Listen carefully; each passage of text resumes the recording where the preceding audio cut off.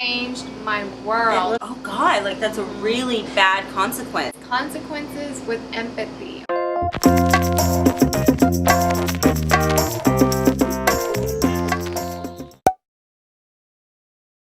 Hey y'all, I'm Whitney. And I'm Michelle, and welcome to the Primary Path.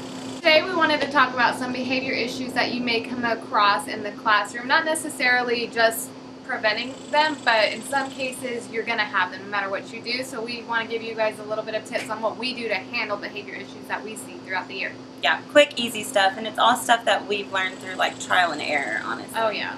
So if you had just seen our previous video over our first year teaching, a lot of what we do today comes from those errors and those mistakes that we did in our first year. Okay, yeah. So if you guys haven't watched those, you should go back there and check those out because it gives you a lot of insight, like where we came from and stuff. Right, and why we do things the way we do now. Yeah. It's a little hot out here.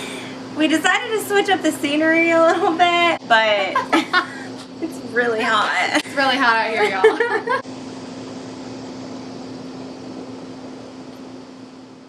So this is actually one of my favorite things. My first 2 years of teaching, I did not do this. I never even thought to do it. And this past year was the first time that I implemented it because our principal really encouraged us to do it. So I thought, I'm new to this school. She's an awesome principal. She knows what she's you want us to do. Ask and you will receive. Yeah. No, but really, so she said to us, I challenge you to contact every single one of your parents within the first 2 weeks of school. Let them know who you are. Like, give them a positive message and just set the tone. Let them know that you're a team and you're there for them if they ever need anything. And in doing that, you're building a relationship with not only the parents, but the child, the student's going to see that you and the parent have a relationship. Yes. So then when you need to call that parent or get them involved with some situation, they know that you're not just calling and calling all the time because they've been bad. You have a relationship built up prior to you talking to them. So yeah. And honestly, like, if you've never done that before, I really seriously challenge you to do it because you might not think that it's a big deal, whatever, but I promise you the first time that I did it, it was amazing. I'll do it all my years now teaching. But there were like a couple parents who had put me on speaker, and it was after school, and they like let the student hear that I was calling home to just say, I'm so happy, you know, he's in my class. It's been an awesome first week of school. And if you ever need anything, please feel free to email me. And just those quick, simple. It literally, I went through my whole list of parents in like 30 minutes because it's quick. And there were like some parents that were just like, oh my gosh, thank you so much for calling. Like, I don't know. And even if they don't answer the phone and you just leave them a voicemail saying exactly what she just said, letting them know that you're here whenever you need them, then even that, if they don't call you back, still you made your goal for the day. Yep, for sure. Okay, so the next one is having jobs in the classroom. It's so important. So make sure that you have jobs for your students. They need to have that responsibility, okay? This is their classroom too. It's not just your classroom, it's everybody's classroom, and you share it. There needs to be some sort of accountability for everybody. And my favorite thing to do is whenever I have some kids that start acting up, maybe not in the beginning of the year, but maybe in the later of the year, give them a very important job. And they just feel so good that you trust them to do this. Yeah. And also, if you think about it this way, that's one more thing that I guess you can like take away from them. I hate to say it like that, but instead of saying, oh, Jimmy, you did this, that's 10 minutes off your recess, you could say, Jimmy, you're not following the rules and you're not being kind to your friends. I don't think you should do your job tomorrow. We need to take a break and you can earn it back. So that's just one more thing that's not so like, you know, to the kids. And yeah.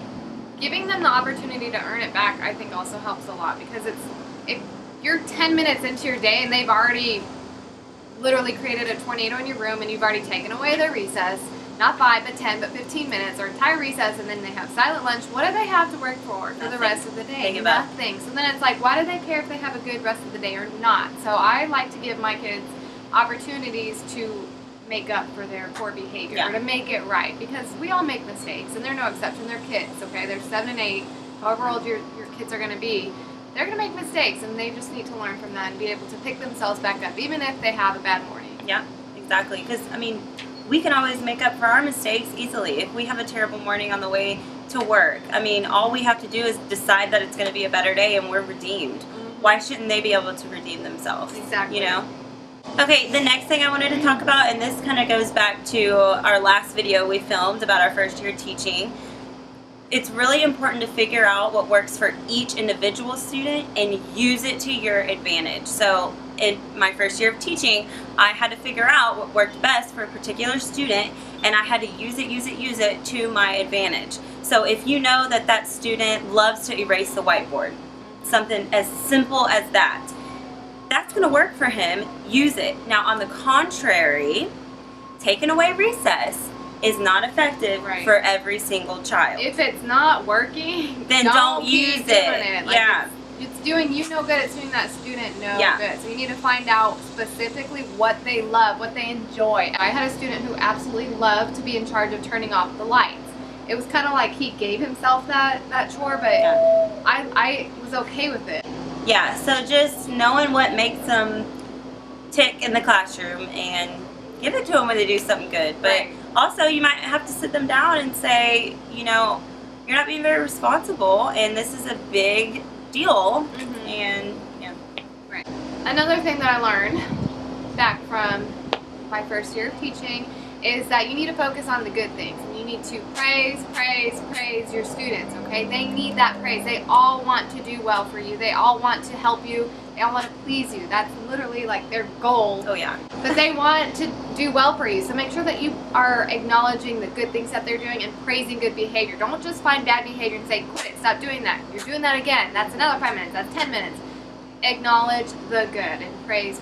Yeah. Because the attention goes to whatever you are speaking about. So if you're constantly talking about negative behavior, they're going to want to do the negative behavior too. Because they're getting attention. They're getting attention. They're getting your attention. Okay? Don't forget about the good ones, okay? You need to acknowledge them also. Yep. After my first year of teaching, I was given a book by my district, and it was called Teaching with Love and Logic by Jim Fay and David Funk. And I'm telling you guys, this book changed my world, okay? It is, and I have these like tabs in here on what to do in different situations, but it talks about just having a relationship with your students, okay? You're not just their teacher and there to tell them what to do and when to do it. You need to have a relationship with these students and love them. That's what they need from you, okay? They don't need somebody to say, do this here and now, okay? Maybe they already have enough of that at home and they come here to school for you to guide them and help them, okay? That's what you're here for. So until you build a relationship with your students, especially your heart students, they're not really gonna respect you, honestly. And I found that out the hard way. You need to have that relationship if they're gonna respect you. When they respect you, they're gonna wanna please you, so they're gonna do what you ask them to do. Yeah, and just to add on that, I think about this all the time. I always, whenever I see kids that act out or they do the wrong thing or they just can't do it right, you know, I always stop and think, has anyone taught them how to do it right? Yeah. You know, has anyone told them that this is not how we act and this would have been better to do in that situation? Like, it's almost like they need somebody to not be like, why did you do that? You know, they need someone to be like, this was wrong, but let me show you next time what you can do. And if the behavior keeps happening, then that's a behavior issue. Right, and a big thing that they talked in here is consequences with empathy. Okay, so when they do mess up, and of course even if you love them to death and you hate doing it, there has to be a consequence. But you don't want it to be like, oh, well, you just lost 10 minutes of your recess. It needs to be with empathy. So for example, you could say, I'm sorry you made that decision, but you're going to have to sit out 10 minutes of your recess. I'm sorry you made that decision. So a consequence with empathy. You're not out to get them. You're sorry that they made that decision, but there is going to be a consequence, and they need to know that. So. And that brings me to when the behavior escalates and it's repeating or it's out of your control and nothing you're doing is working. Nothing you're doing in the classroom is working at this point. What do you do?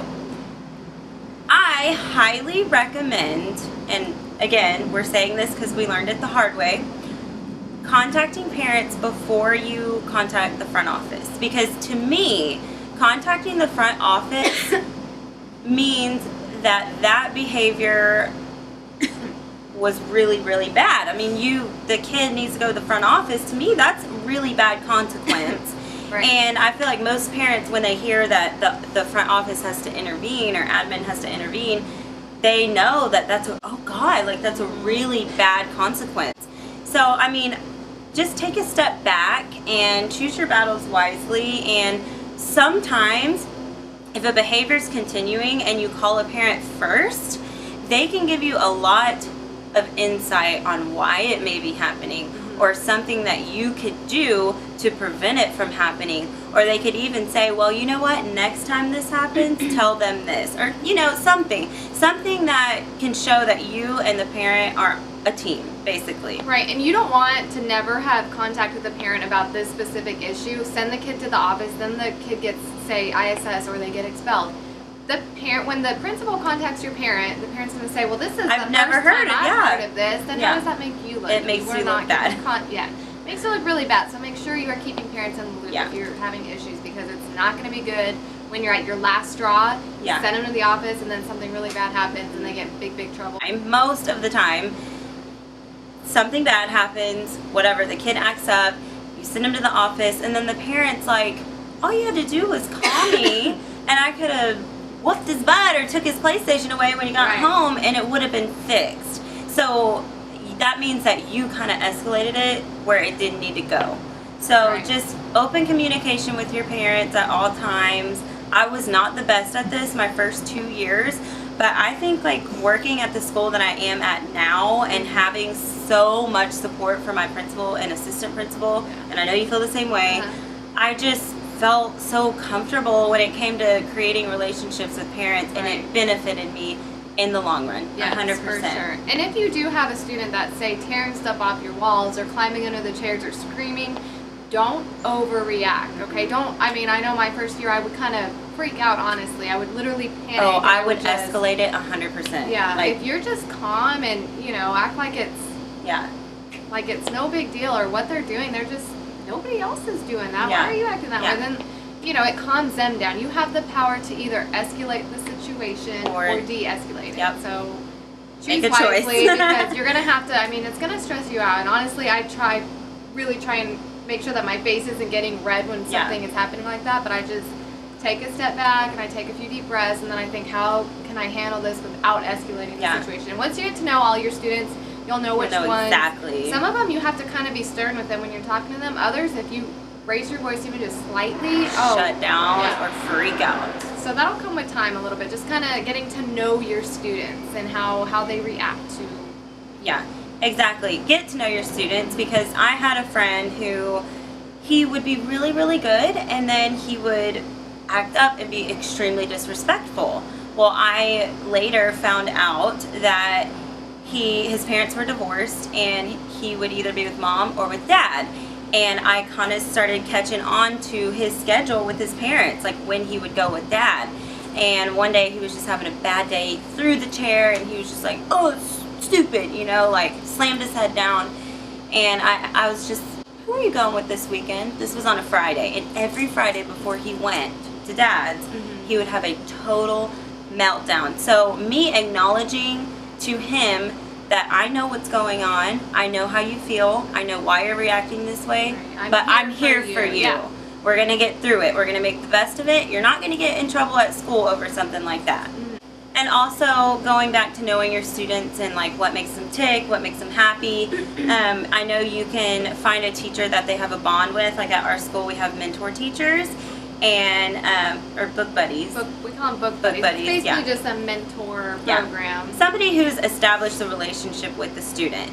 So if they have a good day and they're respectful all day, they get their work done, they use their time wisely, whatever goal they're working on, if they do that for the day, then they get to visit their book buddy, and they love that. They look forward to that. At my old school, they didn't have book buddies, but we would call it happy visit. So if they had a really good day, then we would say, Bob, you earned your happy visit. And they would say, oh, I want to go see Miss So-and-so for my happy visit. Sometimes they would do a happy visit to teachers they've literally never met before or talked to before.